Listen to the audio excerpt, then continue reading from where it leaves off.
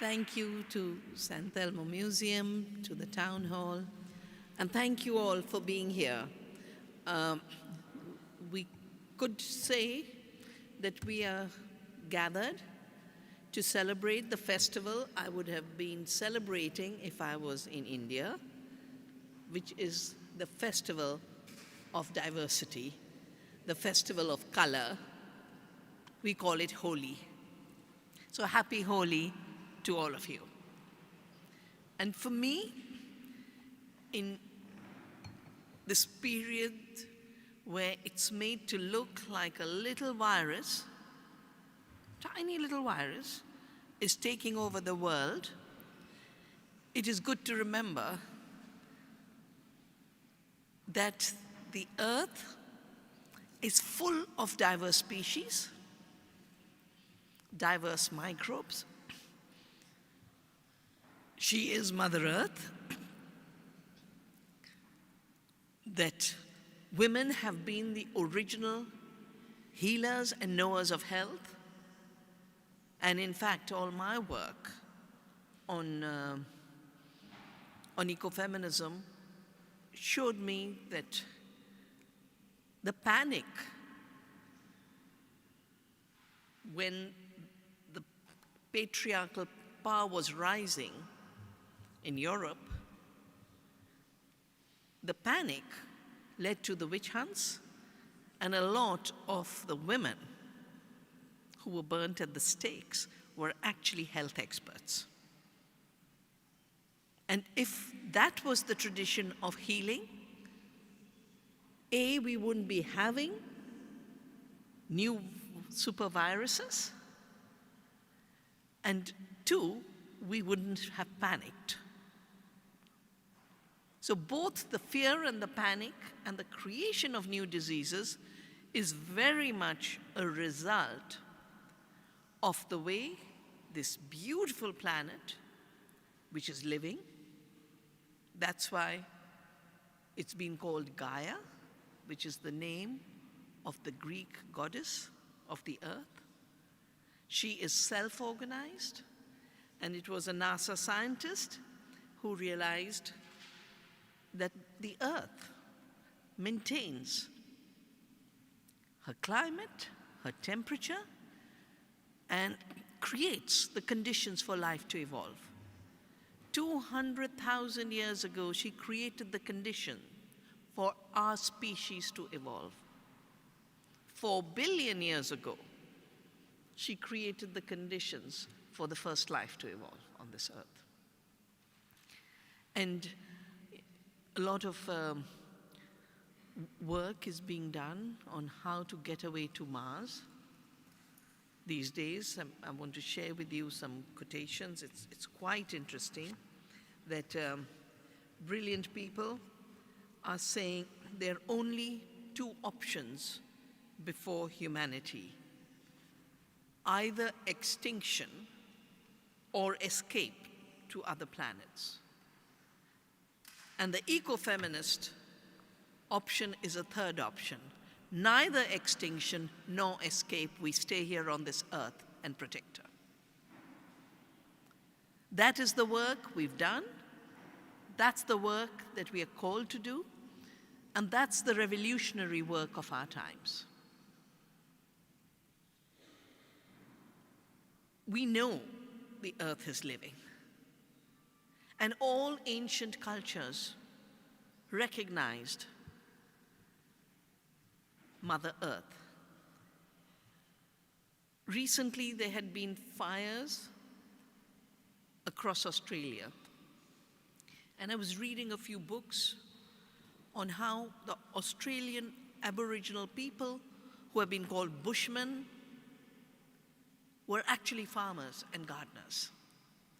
40,000 years ago, they grew rice and wheat and rye and barley and had diverse vegetables that they would grow and conserve. They're now finding they had water harvesting systems in that desert, and they're finding that they managed the fires.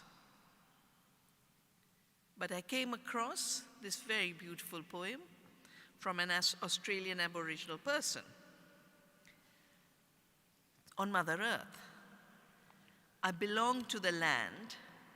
It runs through my veins. It's the earth in my bones. It's the dry, dusty plains.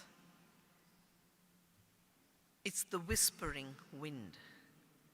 As she blows through the sand, it's the sparkling salt water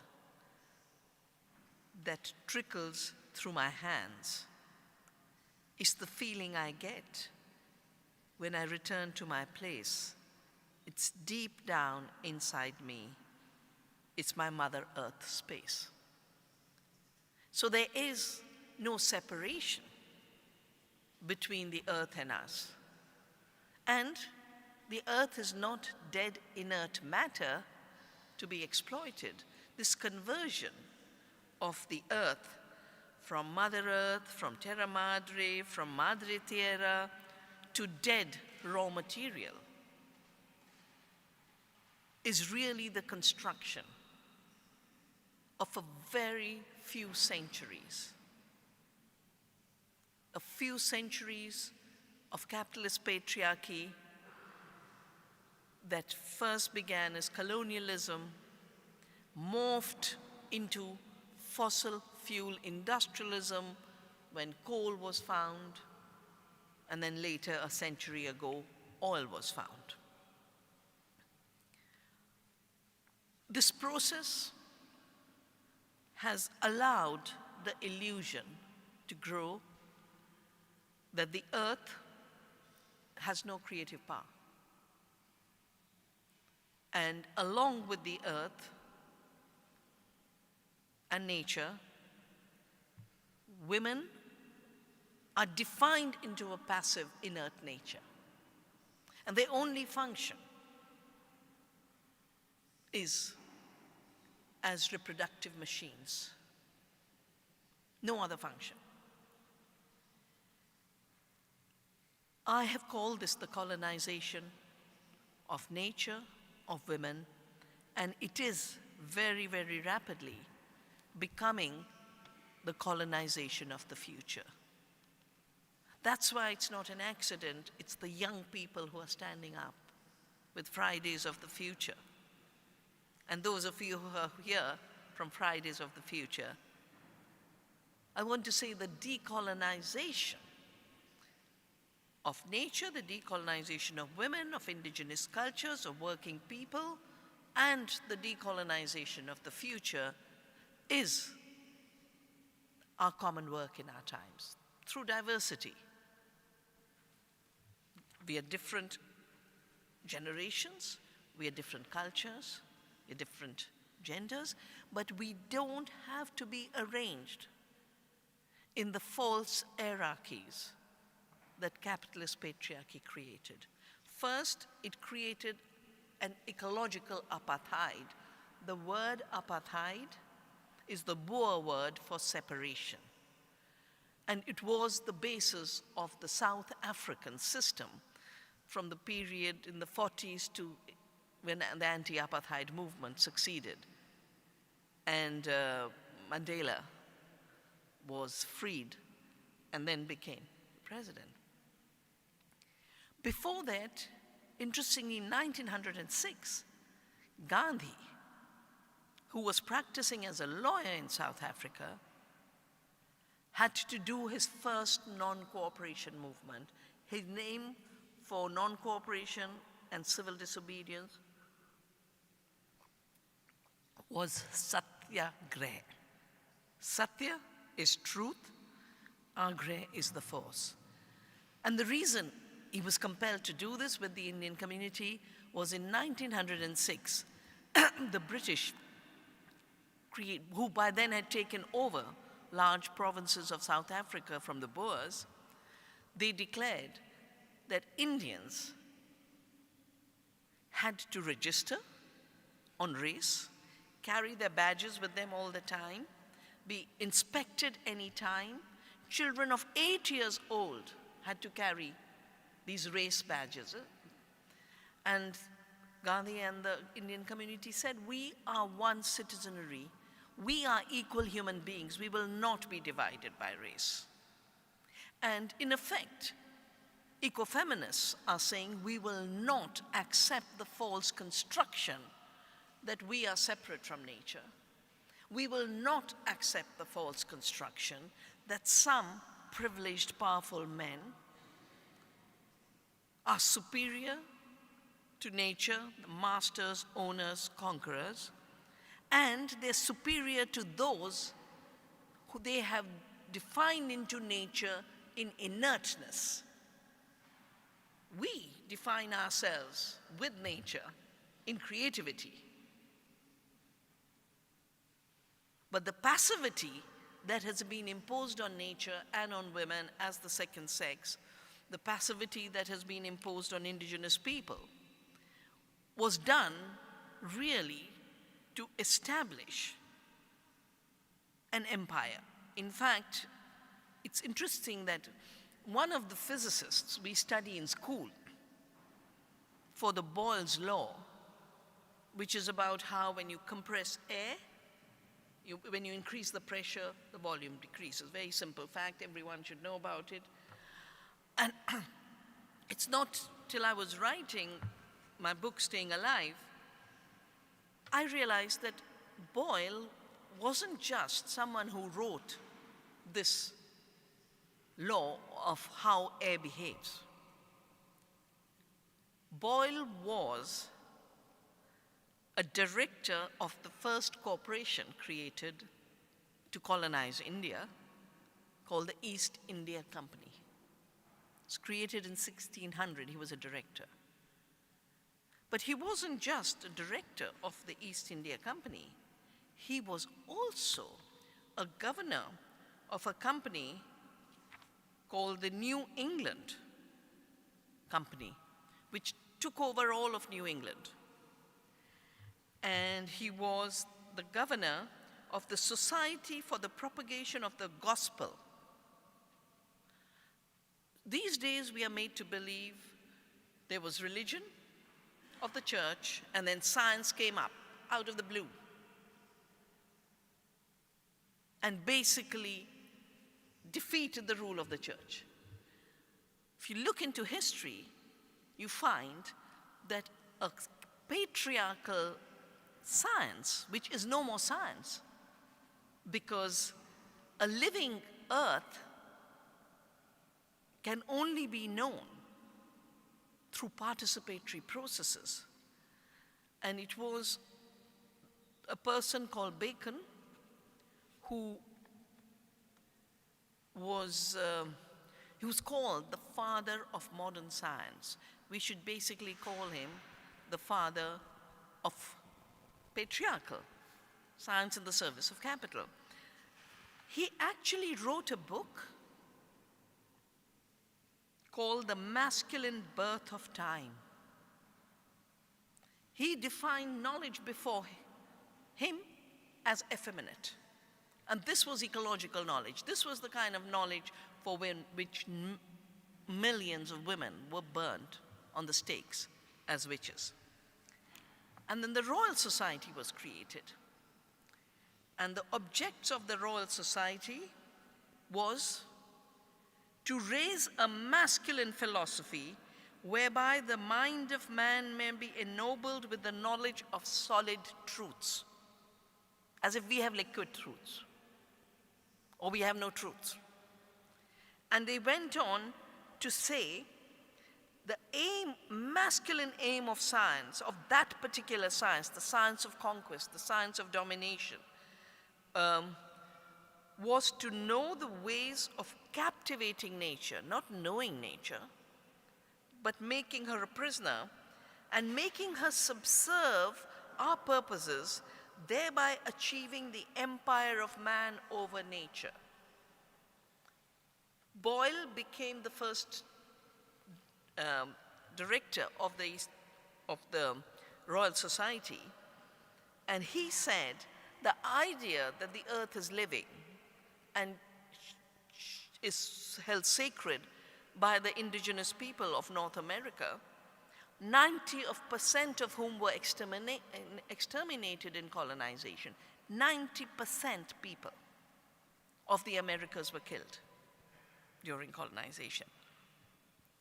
And he went on to say that the idea that the earth is like a goddess and the veneration wherein men are imbued for what they call nature has been a discouraging impediment to the empire of man over the inferior creatures of God. So they were wanting to build an empire over life. And to do that, they had to define life itself as not having any self-organized capacity, any creativity. And if you look at it, in the English, you're lucky, you probably have other literature. But in the English intellectual tradition, there's a Locke who wrote on governance, there's a Hobbes who wrote on politics, there's a Bacon who wrote on science. They were all friends. They met each other. They all wrote patriarchal treatises. Hobbes said, you can't have people governing themselves. You need a strong, centralized state. Locke said, property is created by mixing labor with nature, but not the labor of women, not the labor of the serf, not the labor of the animal which works the land, but the spiritual labor of the ones who own the woman, who own the serf, who own the horse. What is spiritual labor? Except a way of talking about unaccountable power to dominate over nature, dominate over women, and to dominate about those who actually do the work, who actually produce, who actually create. And this thinking in a very short, 500 years ago is when poor Christopher Columbus left Spain, thinking he was coming to India. And that's why when he landed, if he had reached India, we'd be speaking Spanish. We wouldn't be speaking English. But he didn't know there was land in between. And the fact that he called the indigenous people of the Americas Indians is because he thought he had landed in India. For the spices and the textiles, we used to be 25% of the world economy. The British reduced us to 2%. They first,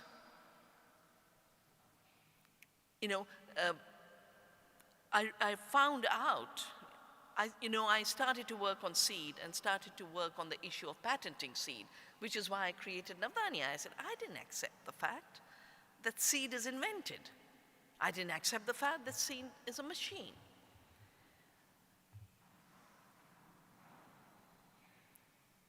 When I wanted to know where did the word patent come from, I find that the first time it's used is for Christopher Columbus's letter, which is called a letter patent. And the letter patent was really basically a declaration which said, go conquer the world on our behalf. And of course, Queen Isabel and King Ferdinand gave this letter patent, but they got the authority through the Pope, who then a year later wrote the papal bull, Pope Alexander, who talked about the civilizing mission to sort out people like us, who had to be colonized, the barbarians. But the Pope got his instructions from God. And it's not that colonialism is over, it's just that the Columbuses of today are the kings and queens of today. They are the popes of today and even go around as the gods of today. They control the economy. They have made money the new god. They evolve new tools and they call it innovation. But the word innovation is derived from the word innovare. Innovare means to renew.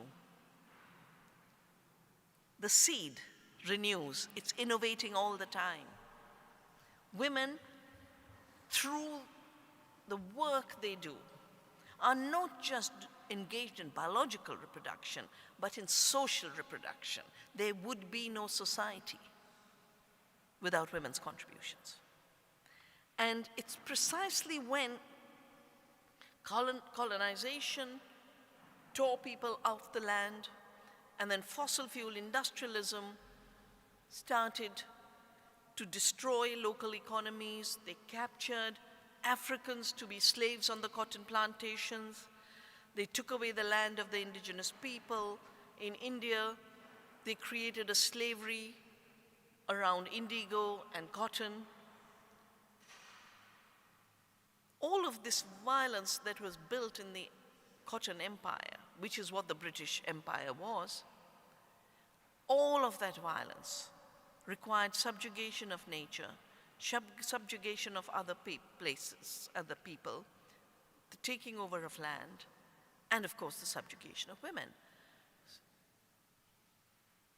It's in that period that racism gets born, that the idea of one religion being the civilizing mission gets born. And the British then copied the letter patent of Columbus and 300 merchant adventurers. That's what they were called, 300 merchant adventurers of England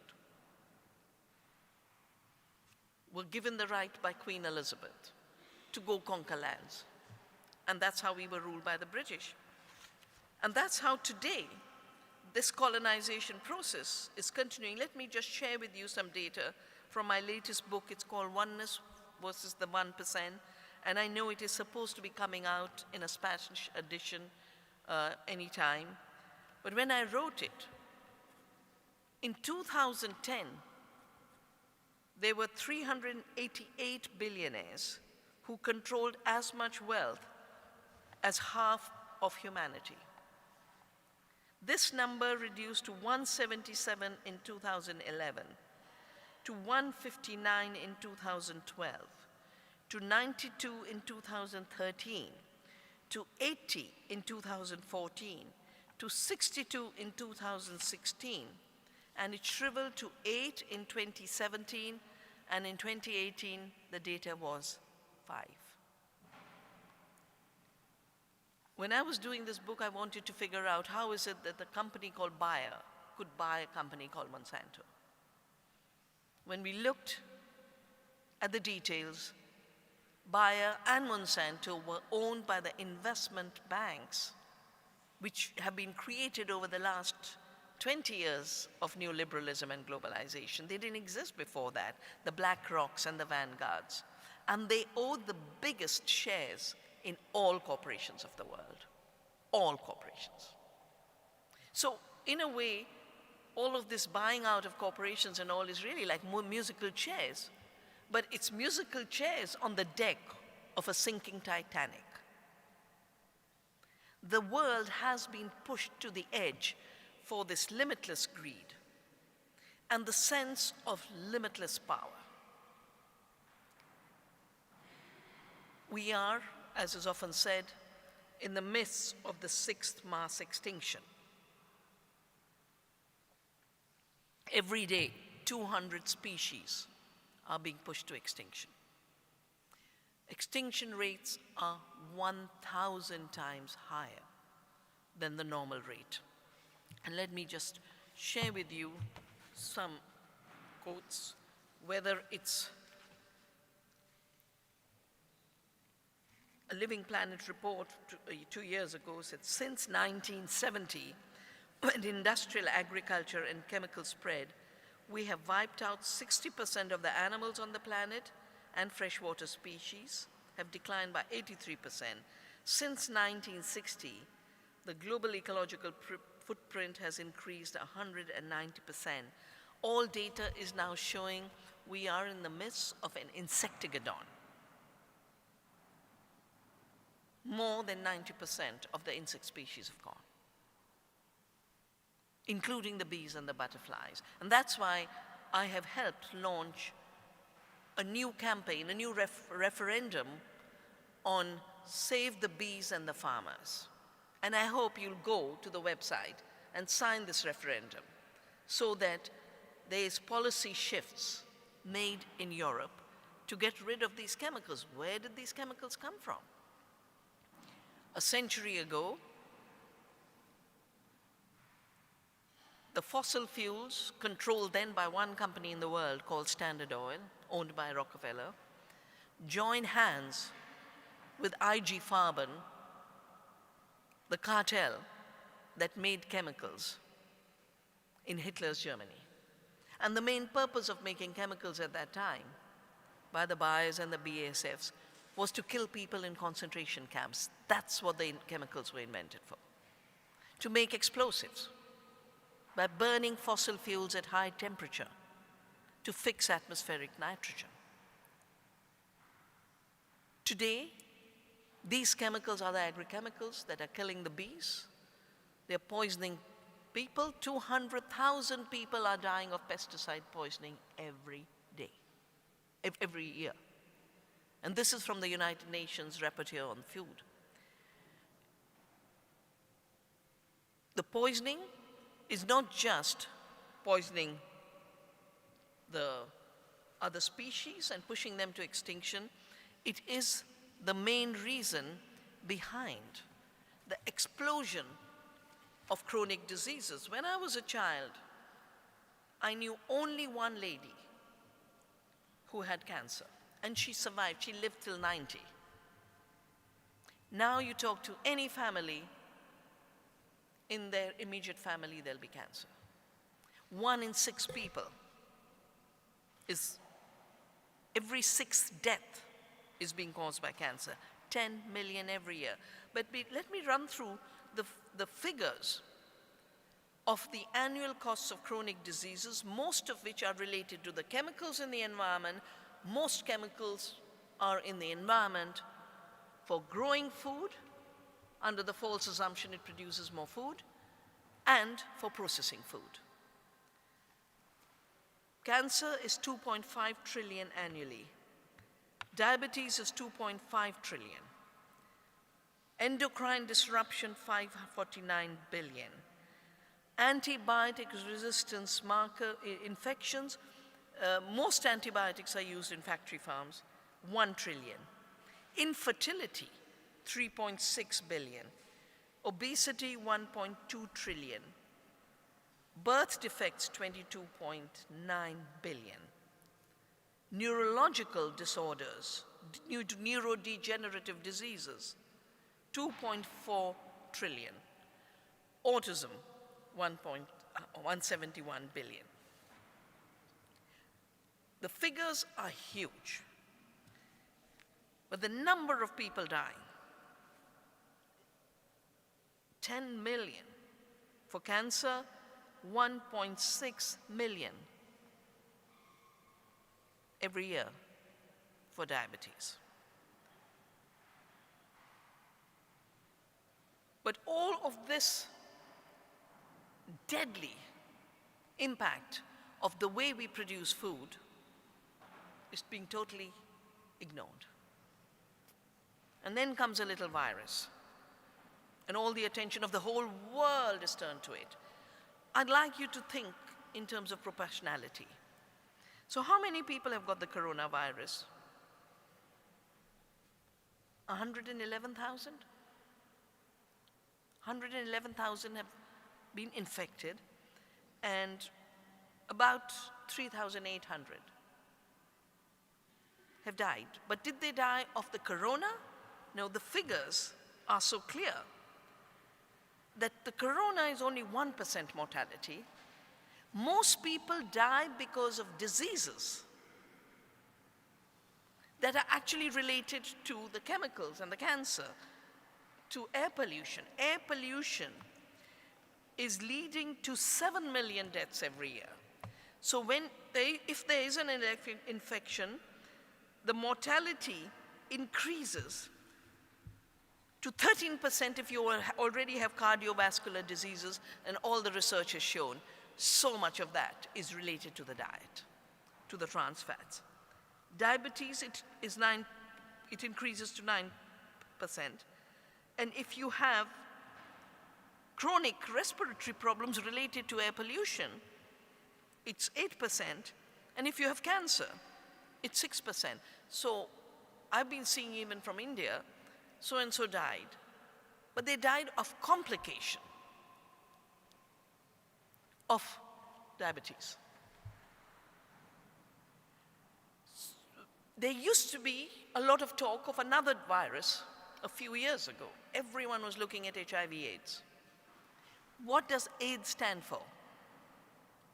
It means acquired immune deficiency. There's a lot in that phrase. First, it's acquired, and it's immune deficiency. It compromises your body to get, if you have TB, your TB kills you. So I did my PhD, as mentioned, in quantum theory. The Bacons and the Boyles and the Descartes, and Newtons, gave us an imaginary world of fixed, immutable particles, a dead earth, women with no knowledge, and basically by declaring the earth as inert and dead, giving themselves the license to manipulate. And that manipulation has resulted in the multiple threats to the planet, multiple threats to human beings, and multiple threats to the future. This dead earth assumption is what has allowed us to arrive at this moment of the threat of extinction for the human species. And all the Intergovernmental Panel on Climate Change, the UN Panel Convention on Desertification, the Convention on Biological Diversity are all warning that we have a window of a decade to make a shift in order for humanity to have a future. Otherwise, if we continue on the old path, which I'll call the path of capitalist patriarchy, then we can be absolutely sure that our species, which emerged on this planet 200,000 years ago, could go extinct in 100 years from now by the destruction of the conditions of our very life. And those conditions include destroying other species that support us. It includes destroying the climate. I mean, I have had to work in so many climate disasters in India. 1999, 30,000 people died in the Orissa cyclone. That's when we were able to distribute seeds of climate resilience. And our seed banks had salt-tolerant rice. We had flood-tolerant rice. And people were saying, why are you saving these seeds? Those are the seeds that allowed people to bounce back after the tsunami, after every cyclone. And now Mr. Bill Gates pretends he has invented flood tolerance with his money. I say Bill Gates is the new Columbus. But he's not just the new Columbus. He's everything all the way to the top of the hierarchy. He struts around, taking control of the seeds of the world, taking control of the knowledge of the world. He's just launched a new campaign called Ag One Ag. Just look at Spain, how different your different agricultures are. The agriculture of the Basque Country and the agriculture of southern Spain are very different.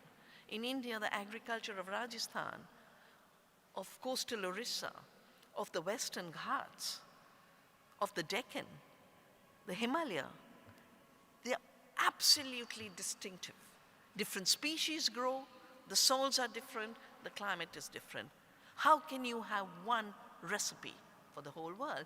Only because you are continuing the mythology of absolute control and absolute mastery. And of course, what is now being developed is the idea of farming without farmers. We don't need farmers. We're going to replace them with drones, driverless tractors, and robots. We don't need workers. We'll have robotic factories. And why waste our time with real food?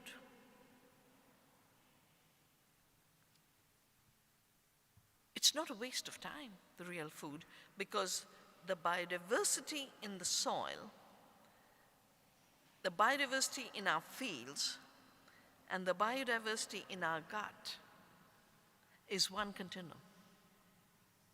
And most of these diseases that I read out, in each of them, there's papers and papers and papers coming out how the neurodegenerative diseases, including autism, is related to the fact that the toxics are destroying our gut microbiome. 100 trillion microbes, 100 trillion microbes, working in amazing self-organizing, working in amazing ability to have intelligence. And when these microbes are killed, they don't produce the enzymes, the neurotransmitters, the chemicals that allow the whole complexity of our body to run. All these chronic diseases have their roots in denying the intelligence of the body. Let me share with you a very, very good quote from a geneticist, someone who works with microbial genetics. He's come to the conclusion, James Shapiro, that bacteria possess many cognitive, computational, and evolutionary capabilities. Studies showed that bacteria utilize sophisticated mechanisms for intercellular communication and even have the ability to commandeer the basic cell biology of higher plants and animals to meet their basic needs. This remarkable series of observations requires us to revise basic ideas about biological information processing and recognize that even the smallest cells are sentient beings. So these few centuries of a dead earth is being overturned, both by the revival of indigenous wisdom as well as new science. Scientists are working with roots and finding out that in the root zone, there is more neural activity going on than in our human brain. That all these, in organic soils, when we put organic matter, organic soils are very rich in a fungi called mycorrhizae. Mycorrhizae have created a soil web that is having far more neurological activity and far more communication than the internet. The internet dwarfs into nothing else compared to what happens in rich soils. And our work in Navdanya, which began really with a very simple action of saving seed, but if you have to save seeds in living systems, then you have to do an agriculture that's living and not the agriculture of killing. Not the agriculture of what I call the poison cartel, that's killing species on the earth, it's killing our gut, it's killing the soil. We now find that with biodiversity and organic farming, we can feed 2 times India's population because we produce more nutrition. What is measured usually is yield of nutritionally empty commodities. No one measures how nutritious it is. And European data is showing that food and plants have lost 60% of their nourishments in industrial agriculture. So you have a potato, but you have no nourishment. And new research is showing, I work with teams in Italy, new research is showing that the old varieties, apricot might look small, but one old apricot is equal to 50 high-yielding apricots in nourishment terms. In size, it's bigger, but size is a Cartesian logic. You know? Descartes very conveniently created another apartheid. He divided the world into res extensa, that which can be measured on dimension and weight, and res cognitas, which he had, but not us. We didn't have minds. Well, that mind is today collapsing, and it is trying to turn the new problems into a new threat to the planet, new threat to women, new threat to the future. Let me just share with you two. When I travel, I get to have economists on my flight and Financial Express. So this was the Economist when I left India. It said it's going global. Who's going global? The coronavirus. And I thought this article would then lead to some level of caution of where are these new disease epidemics coming from. You're chopping down forests. Wild animals are coming closer to our habitat. That's how all of the new epidemics are starting. In the case of corona, a lot of people are saying it's moved from bats because bats came much closer because you've destroyed their habitat. Others are saying it came from manipulation. But whatever it is, it comes from taking away the ecological space of other species, which includes both their habitat as well as their evolutionary potential. When you take away the habitat, they move closer, so you have elephant conflicts, tiger conflicts, corona conflicts. But when you manipulate them, then you get all the other problems related to the destruction of the gut microbiome. Well, by the time I arrived yesterday and was transferring in Munich, the title of The Economist had now become, the corona is still there, now the right medicine for the world economy. Just reflect on that title. If corona is a threat to human health, should we be having the right medicine for public health? Or is what is being saved by the corona panic a collapsing economy that we should actually phase out of? Because this economy has led to ecocide, which is the threat to the earth, the threat to the environment, and the threat to diverse species. It also includes the fact that 50% of the emissions come from climate change, and the last time I was here, I talked much more about how the living earth and women have living solutions to climate change. But it is also driving accelerated femicide. So this was yesterday's Financial Times. What's the top story? Femicide in Mexico. You kill a woman here and nothing happens. How much is this femicide? It used to be it's 87,000 women worldwide. In Mexico, 1,000 every year in the last year. That's the number of women being killed. So in a way, the witch hunts carry on a different way at a different level in everyday life of ordinary women. And then the 8th of March marches in Chile, in Mexico, in Argentina were all on breaking the silence on femicide. So you have ecocide, you have genocide, the killing of 400,000 Indian farmers because of debt and suicide, and you've got increasing femicide. Most importantly, there's a crime being committed against the future. And that crime is what's closing the future and making the younger generations rise.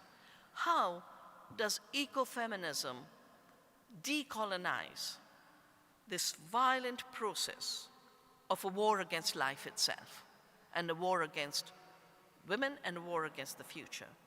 By removing the false assumptions of superiority and separation. Those are the two key issues. The false assumptions that we are separate from nature and powerful men are masters of nature. The false assumption that powerful men are in charge of our future. And the false assumption that some races, some religions are superior. All the violence we see around the world today is around the rising of the false idea of superiority. Superior race, superior religion. In my country, killings are going on in the name of a superior religion. Ecofeminism removes these false assumptions and turns our times into the celebration of the creativity of nature, the creativity of women. It turns our times into a refusal to go extinct. It turns the back to a violent system, a violent way of thinking. I mean, the way the coronavirus is being handled is a military operation. I got a message from friends in Italy, they're talking about triage. Triage was a war term that in a war, you let the very wounded be there. Second lot who can't really be rescued, you let them die. And only 1/3 you save. Now, can you imagine a future in which the world is being pushed to the edge, and meantime, while new crises are coming, they're saying only 1/3 of you deserve to live for a short while. Well, we will make you redundant too, because they're all talking about artificial intelligence making 99% humanity redundant. But the problem is, artificial intelligence is downloading the mechanical paradigm of this age of capitalist patriarchy. Having a machine learn a few steps and then feeding that data back to us as serfs of the Alexas. I've just launched a campaign on Women's Day because the announcement was made by our government that our children would be taught about eating by Amazon's Alexa. That there'd be labs in schools where an Alexa would sit there and give instruction to kids. And we said, no, Mother Earth will be the teacher, we'll start Gardens of Hope. Our grandmothers will be the teachers of how we know what good eating is about, which is based on diversity, because without diversity, our gut microbe cannot be fed and nourished. And our mothers and our teachers, because beginning with Alexa for food, they'll say, why do we need teachers? Just have some computer learning in Alexa and let her repeat the lessons. Why do we need doctors? Why do we need people? Why do we need nature? Let me conclude with this whole idea of fear of nature. We are part of the earth, and we can live on this earth in ways that we don't destroy the planet, we don't destroy the future.